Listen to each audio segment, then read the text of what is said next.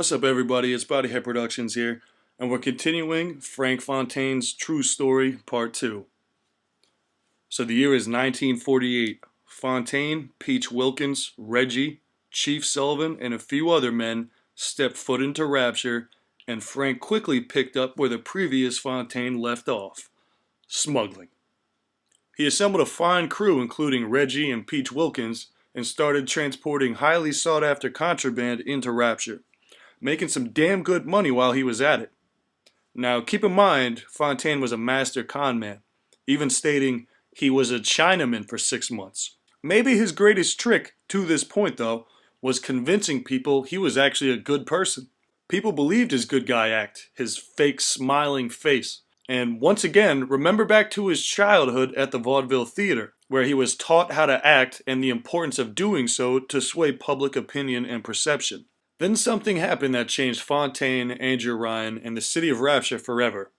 One day at Fontaine's fishing docks in Port Neptune, scientist Bridget Tenenbaum saw something she could not believe. A worker with a badly injured hand had that hand healed by a simple sea slug. What was in that sea slug? How did it contain some miracle healing power? And what else could be done with it? Tenenbaum went immediately to Fontaine to fund the research on the slug, knowing full well Fontaine had the money. And old Frankie Fontaine saw himself another lucrative opportunity. The slug was revealed to contain Adam, and Adam became the most sought-after drug, chemical substance in Rapture. With Dr. Tenenbaum leading the research, Fontaine opened Fontaine Futuristics, an Adam business or Adam dealership. And in addition to Tenenbaum, he recruited another man, one named Yi Su-Chong. Su-Chong and Tenenbaum were hard at work researching Adam and producing plasmids and gene tonics. One thing that was not experimented on enough was the long-term use effect of this substance. In Tenenbaum's research, she found that little girls for some reason were very resistant to Adam and could harvest it even. And once again, Frank saw dollar signs at the expense of others. With this information, Frank Fontaine created the Little Sisters Orphanage. Growing up in an orphanage, you would think Frank Fontaine would give a shit about other orphans, but no. Turns out the Little Sisters Orphanage was all a front, an act, a sham, to get poor and struggling parents to send their children away. The girls sent here were experimented on and turned into little sisters, the Adam-harvesting creatures of Rapture. Once Adam was in play, it was clear things were leading to a power struggle in Rapture, and Frank Fontaine knew that the public opinion was important if a civil war was to arise. Listening to Sophia Lamb, he opened Fontaine's Home for the Poor. Turns out this Home for the Poor was also just a charade to help sway the lower class, all while smuggling goods for the higher class. In this Home for the Poor, Frank provided shelter for Rapture's poorest. More importantly, and in secrecy though, he gained new test subjects to experiment on.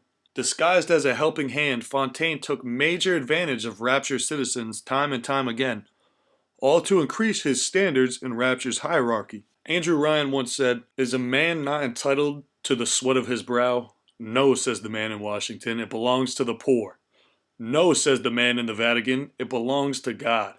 No, says the man in Moscow, it belongs to everyone." And when Andrew Ryan saw Frank Fontaine's rise to power, it was a pure example of what Rapture was built to be. A man denied his hard work on the surface, goes below sea and achieves his dreams. Frank worked for what he had and achieved greatness, and this is all Andrew Ryan wanted out of Rapture. To give man the opportunity to be as great as possible without the overlooking eye of existing governments. Even when Fontaine was in direct business competition with Andrew Ryan, Ryan still admired Fontaine because he was a man who decided where his life would go and seized power from very humble beginnings. However, all that would change when Ryan found out about Fontaine's smuggling ring. How long had he been hiding right under his nose?